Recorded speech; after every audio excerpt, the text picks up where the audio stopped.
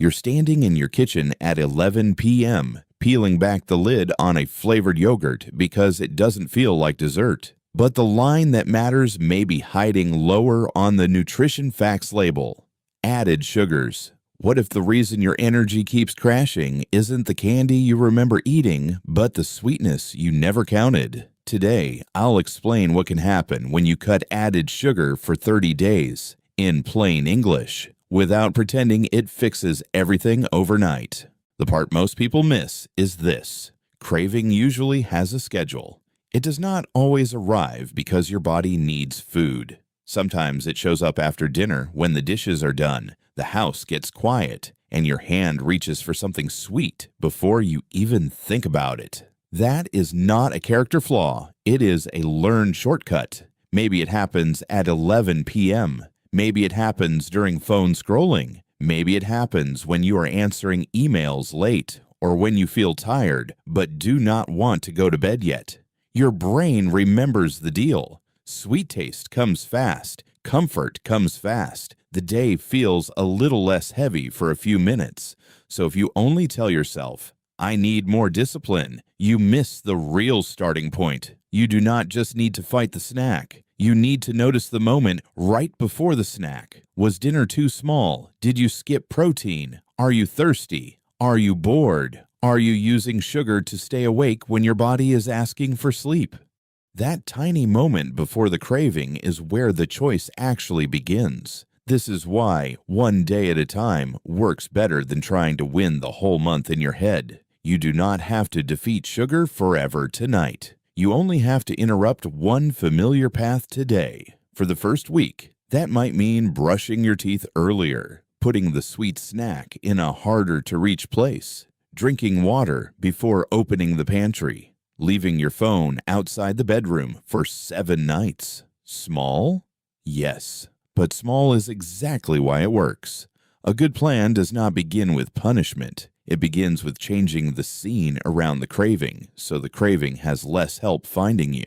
This is where the problem becomes visible, because sugar is not only sitting in candy, cookies, and soda, it can hide in foods that look normal on a Tuesday morning. A flavored yogurt, a granola bar, a bowl of cereal, a bottled tea you grab at the gas station, a sauce you pour over dinner without thinking twice. None of those feels like eating dessert. But your body does not care whether the sugar came with frosting or a healthy-looking label. It still counts. That is why the nutrition facts label matters. In the United States, the FDA requires packaged foods to list added sugars. Not just total sugar, added sugars. That line tells you how much sugar was put into the food during processing, cooking, or packaging. And the number is smaller than most people think. On a 2,000-calorie diet, the daily value for added sugars is 50 grams a day. So one item may not shock you, but 3 or 4 ordinary items can add up fast. A sweet yogurt in the morning, bottled tea at lunch, cereal at night, a little sauce with dinner. Suddenly, you did not have a dessert day. You had a sugar day without noticing. That is why saying, "I don't eat candy," is not the same as saying, "I don't eat much added sugar." Candy is easy to blame because it looks guilty. The quieter sources are harder because they look like part of normal life. So for the next 3 days, do not even try to change everything. Just read the label. Look for the words added sugars. Check the grams. Add them up. Once you can see the number, you are no longer guessing.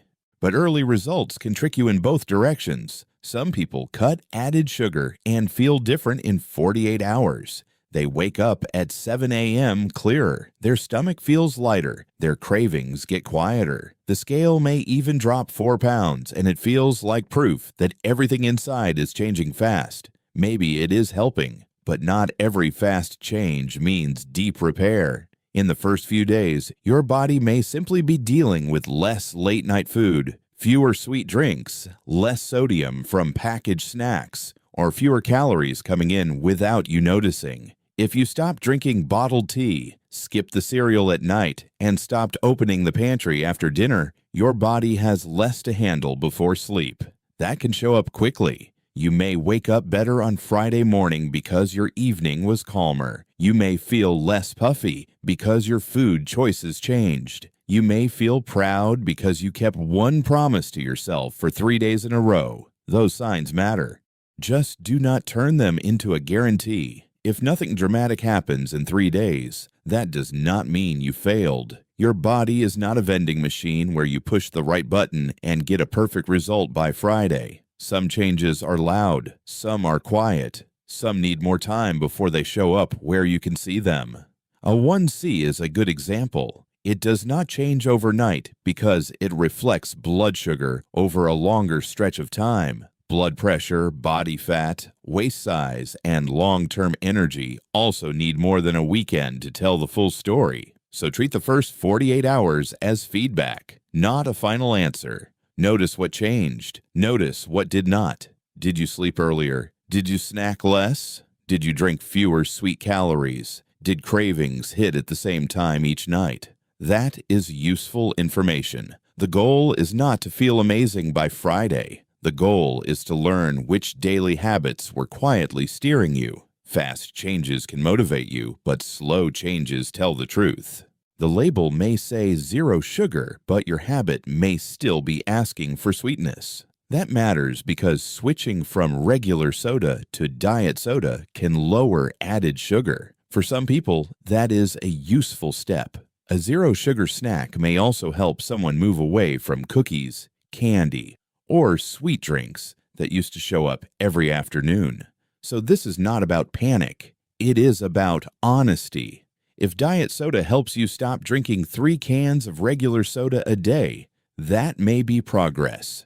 If a 0 sugar snack keeps you from eating a whole sleeve of cookies at night, that may be a bridge. But if breakfast tastes sweet, lunch needs something sweet, dinner ends with something sweet, and every stressful moment still sends you looking for sweetness, then the label changed, but the habit may not have changed much. That is the part people miss. Lower sugar on paper is not always the same as feeling free around sweet taste. In 2023, the WHO advised against using non-sugar sweeteners as a long-term strategy for weight control or for lowering the risk of chronic disease. That does not mean every sweetener is poison. It does not mean one diet drink ruins your health. It means the bigger question is not only, how many grams of sugar did I avoid? The bigger question is, am I still teaching my day to depend on sweet taste? Because your taste buds learn. If everything stays sweet, fruit may still taste boring. Plain water may still feel like a punishment. Normal food may still seem dull unless something sweet is waiting after it. So use substitutes carefully. Let them be a step if you need a step. Just do not confuse the step with the finish line. The goal is not to fear sweetness. The goal is to stop needing it to get through every tired, bored, stressful part of the day. And that brings us to a different question. Not, do I feel okay today?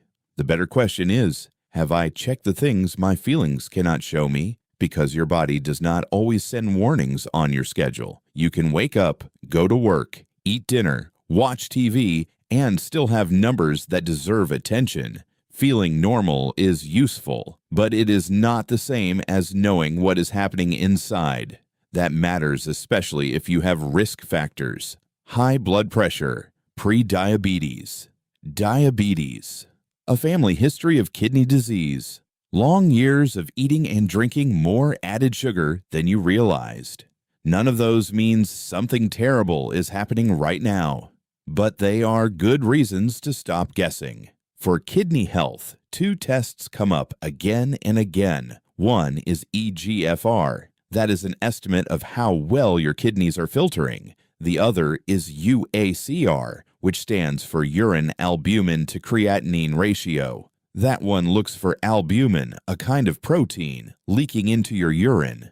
Healthy kidneys usually keep that protein where it belongs. When more of it shows up in urine, it can be an early warning sign that something needs attention. The CDC lists eGFR and urine albumin to creatinine ratio as tests used to check for chronic kidney disease. The CDC also says a urine albumin result of 30 or above may mean kidney disease.